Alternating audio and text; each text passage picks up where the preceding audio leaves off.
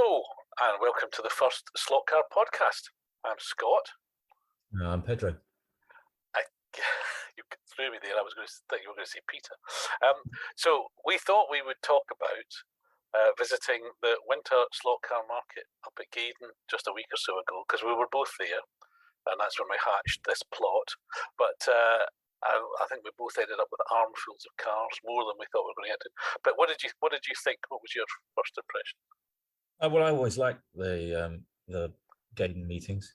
I get confused with the summer one and the winter one, but yeah, it was good.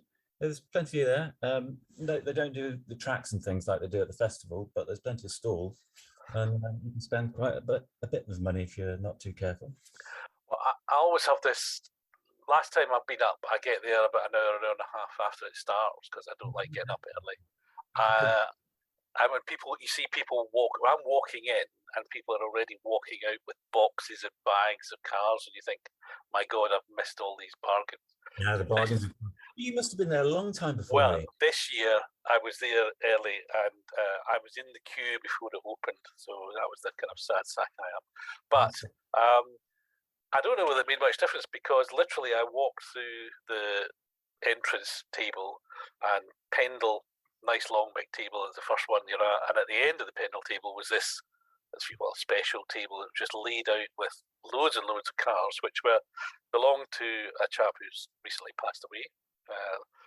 His misfortune and condolences to his family, but he had a lot of slot cars which Pendle were selling cheap, and I think we both, although we didn't arrive together, I think our first move was to that table.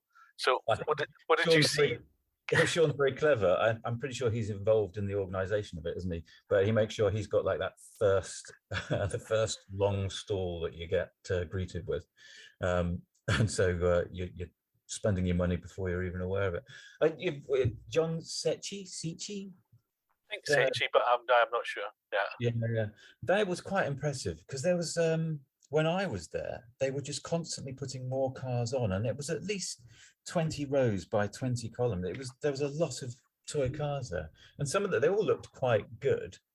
But I managed to, in the car park, knock my glasses case out of my man bag, and so I went into a slot car festival kind of blind, as in I couldn't see prices and I couldn't see labels and I couldn't see an awful lot.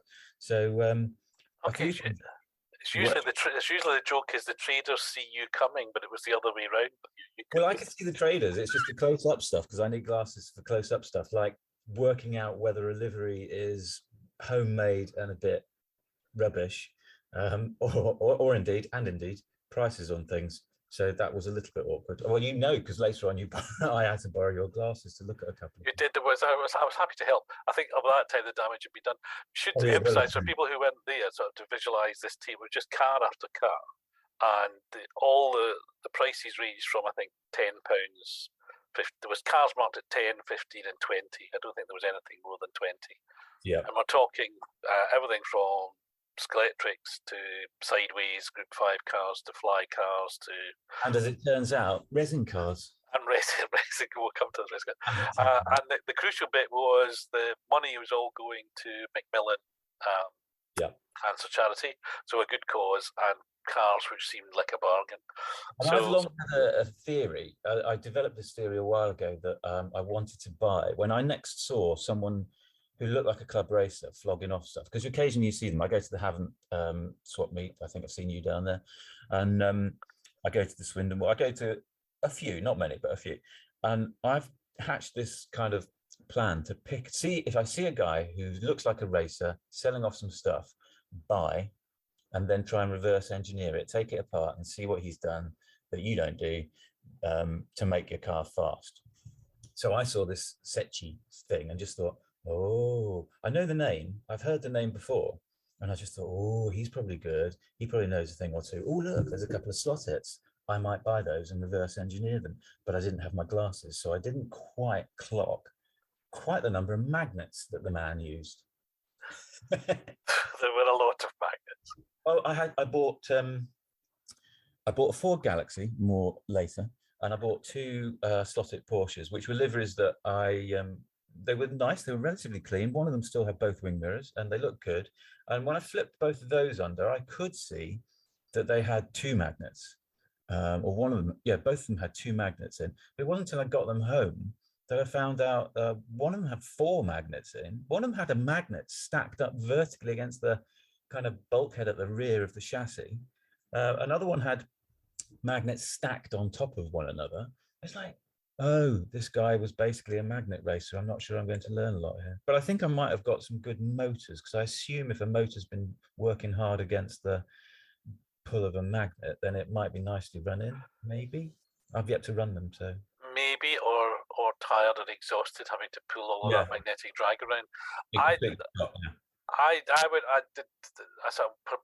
I mean, this table was surrounded by people because there was a lot to look at, and so I picked up an armful, as much as I could sort of safely hold in my forearm, which is about 4 or 5, I think, the first time. I like you looking and seeing things, and I think the benefit of me having my glasses, I spotted that some of the chassis were self-made. I think he'd called them. He put that on, didn't he? Again, yeah. Much later. Yeah. So, and the mic. But anyway, I've got these things. They look great value, good cause, etc.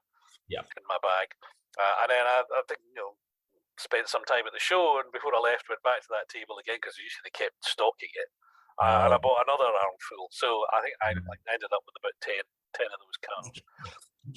That evening, I spent a long time just prizing magnets off things. Yep.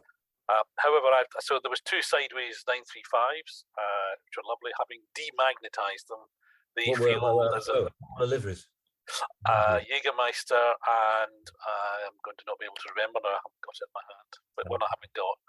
And I got a Scale Auto Martini 935 as well. Those all they seem fine. So again, fingers crossed, I've got a nice cheap run car. Some of the others were they've got little red motors, which I think are Scale Auto motors. Okay. And I think my limited experience of this, those are these nutty motors that used to be in the MRRC Celica, which is just too, But if you're running a huge amount of magnets and you're on a big club track, then probably that you need it. But on my little polycar track, it's going to be a bit much. However, I was delighted because I literally came home with an armful of cars that cost me, 100 quid or something, and it all went to a good cause. So I enjoyed it. It was a nice way to do it. But there was some. I've got one which is a bit of a Frankenstein's monster in terms of the way the body's different to the chassis, different to the wheels, which is different to the motors. So I think. So you must have been there early. You must have seen, presumably picked up and put down the Ford Galaxy.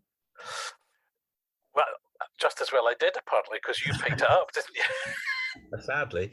So I also, because I've been just too random at these swap meets and things, occasionally I'm thinking, if they've got this new thingy, if I see that one, I'm interested in seeing it, I want to buy it. But this time I actually went with a list. I wrote down things that I wanted to keep an eye out for. Ridiculous, because I've forgot my glasses, so I couldn't read my list, although I did remember. And Ford Galaxy was on my list. I don't know why I've got a bee in my bonnet about getting a Ford Galaxy at the moment. When you say Ford, are we talking that a Revel tank of a thing? Yeah, okay.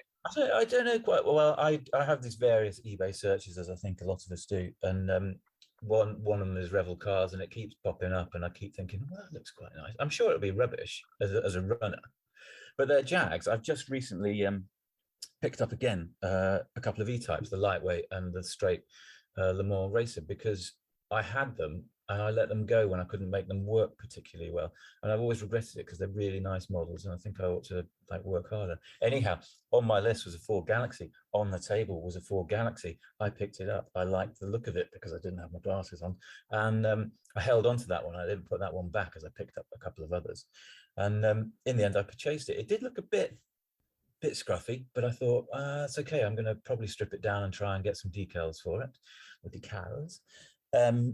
But it turns out it was resin. Turns out the chassis was a cut and shut Porsche, slotted Porsche chassis. It was one of the ones with 4 magnets in, and basically the the decals aren't decals at all. It looks like he's just printed out stuff on an ordinary paper printer and stuck them on. So I'm a bit gutted with that one, but I am going to strip it down, and I am going to try. And I've actually just ordered. I've never used one of these. A Penelope pit lane. chassis? Have you ever used one of those? No, I haven't, but because I've developed a recent interest in 50s Grand Prix cars. Ooh, Uh, really good soon. Yeah, so the Cartrix ones are expensive and arguably mixed into those Penelope pit lane ones are that chassis and those bodies look lovely. So, yeah, I'll be interested. I'm thinking this Galaxy is a bit like the sort of runt of the litter at a puppy, where you've gone in, and slightly unloved, but you're going to cherish it and look after it and turn it into a That much is a foolish and sentimental way of buying slot cars, but there's possibly an element of truth in that. I just have this. The bee is buzzing around in my bonnet, and I just saw it. Like first stall, because that's the schoolboy era. First stall. Except I did think to myself, having spotted it, picked it up, handled it a little bit. I thought, if I put this back, if I think about this, I wander off, some other swine will go and buy it. I nearly said something else. And so I thought, right, no, just it's for charity, it's for a good cause. It looks a reasonable car, buy it. So I did. And I'm kind of pleased. I think in my head, I did spot another boxed Revel Galaxy somewhere else, which I kind of thought, oh no, I've got this one. I don't need that one as well. So well, it was you saying that. My usual habit at a swap meet is to go in and to walk round and think, I'll come back for that. I'll come back. I want to, because I start off thinking there might be a cheaper one somewhere else. Now, usually I'm buying newer stuff. And almost invariably, I either A, can't remember where I saw it, or B, it's gone by the time I go back. And I think the last time, the Harvard meeting, I came back with one car, which, because everything that I kind of spotted and being careful, I'll come back, didn't get. And that's not the only reason to go swap meet. I love meeting people and chatting to people. That's as much of the fun as anything. Yeah. So, like you, I was very much so. I'm grabbing as many as I can carry of these because it's a good thing. And as I say, I came back and grabbed a few more. Having moved on from, and the other, I also bought some off Roger's table. Again, interestingly, unboxed, used stuff for about 15 quid. So, Roger, like, I know who Roger is. Who's Roger? Roger Barker. I don't know the names of any of them really. All right. Yeah, Mark, who we talked to. Yeah. So, but it was, Roger stands huge, and it was just, and I know he's been buying up lots of stuff, collections recently. I had the one down at Orpington, not to divert a little bit, a few weeks ago, literally in like freezer bags, little zippy freezer bags, were cars, all marked for 7 quid, and there was just a big rummaging pile. So I was like, yeah. So projects to some degree, things that they'd patched up or whatever, but great way of buying. So I always think those things are really good for people who sort of, maybe Christmas time they've got a set and they want to buy, it's all too expensive. A new slot car is what? New Scalextric car's 50 quid, 60 quid. So if you can go and get something which is going to run for 15, 20 and give you just as much fun, really. But that's good. What else did you? Because we saw each other in the cafe. To be completely honest, we didn't see each other when we were going round.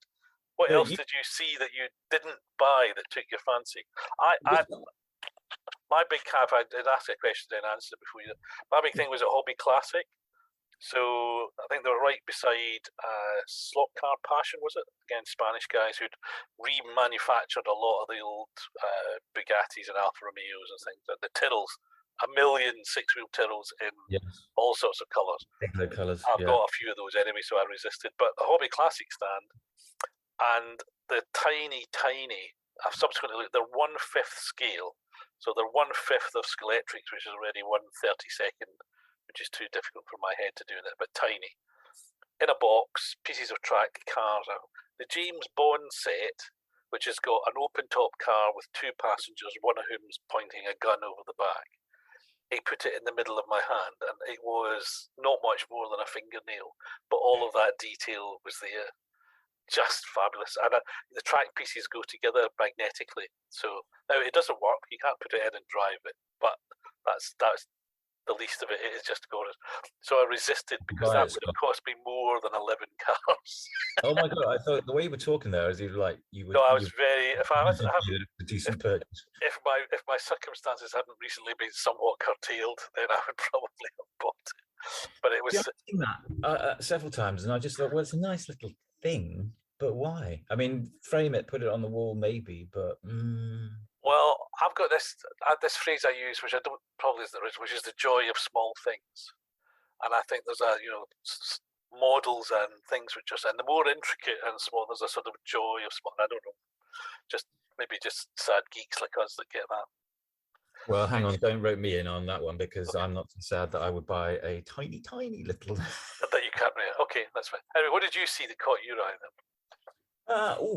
On the spot. I can't. I mean, I was hoping to see several things. Like I was hoping to see the Mr. Slot car 33333333, and I did see a yellow one, and the model looks pretty good.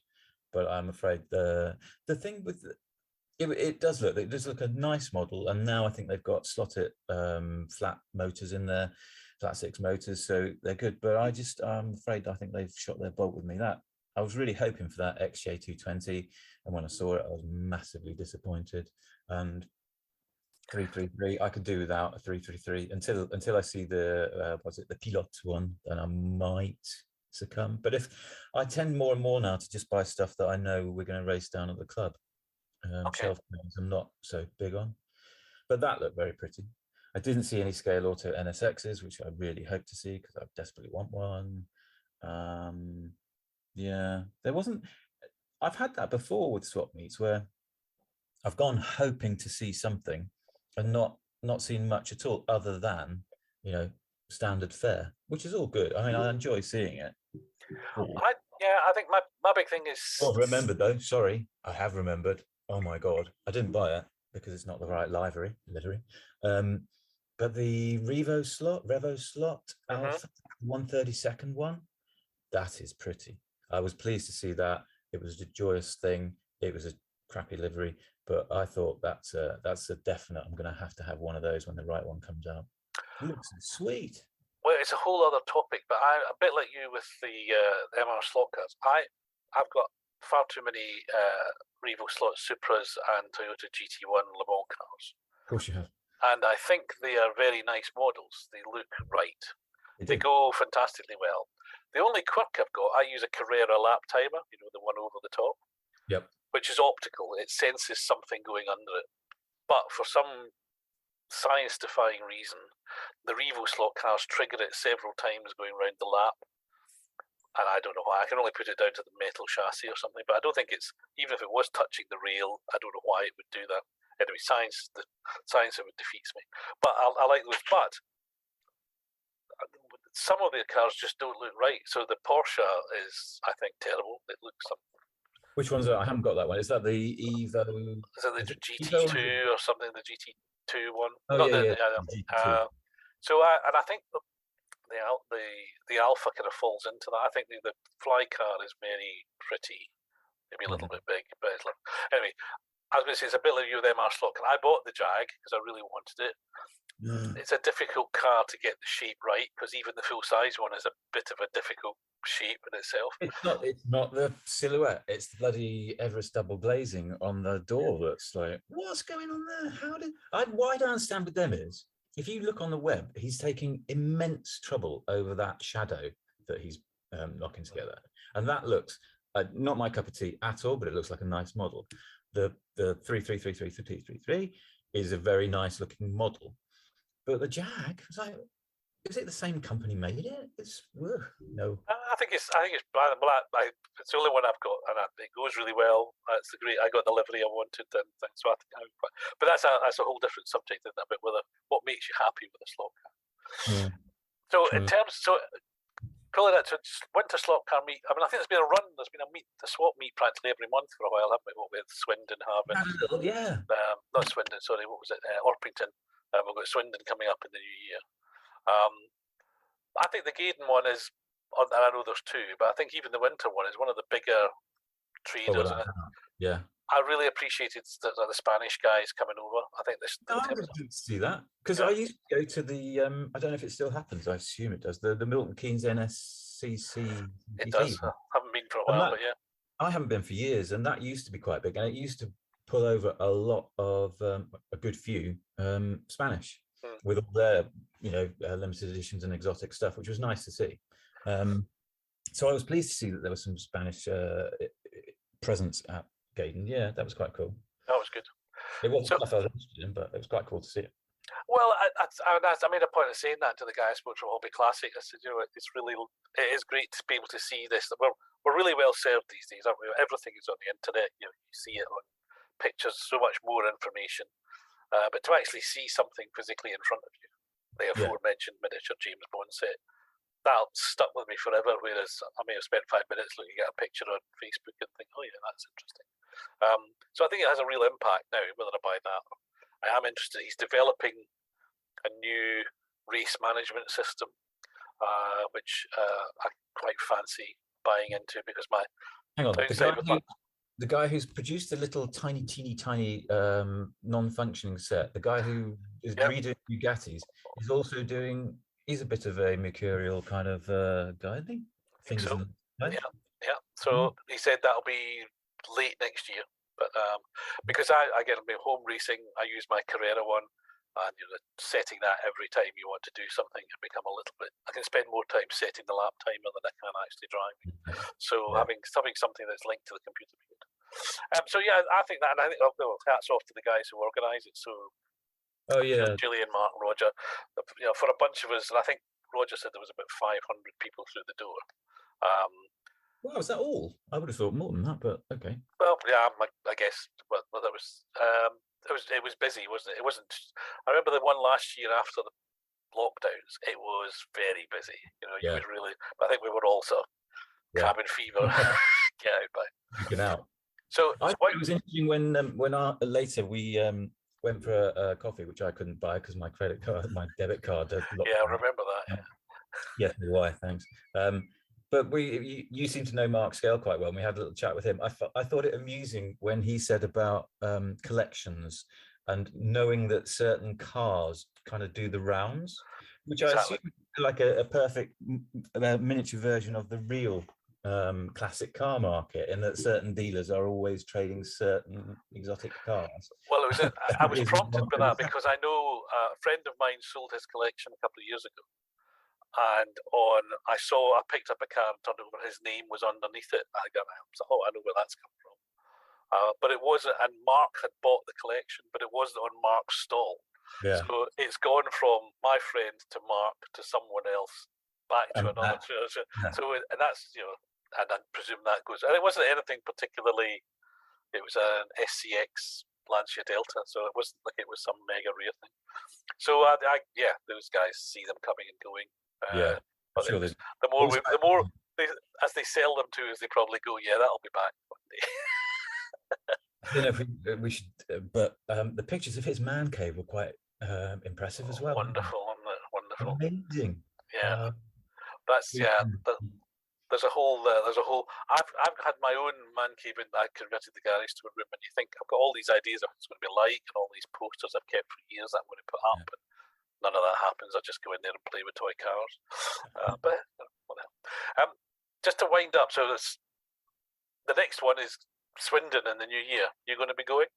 Yes, I probably will. I don't think there's going to be a lot new that's made it to the shelves to attract me, really, but I do think I will go anyway, just because I have this thing about having caught a bit of a cold with the John Secchi magnetized cars. I'm still looking to buy something from a decent racer. There was a guy, I am sure, at Hammond a couple of years ago who was flogging stuff, and I didn't buy it, and I should have done at Tom Cross. But yeah, I will go to Swindon. Swindon's got sort of it got a bit downsized recently, didn't it? It was quite big in the leisure centre that closed down.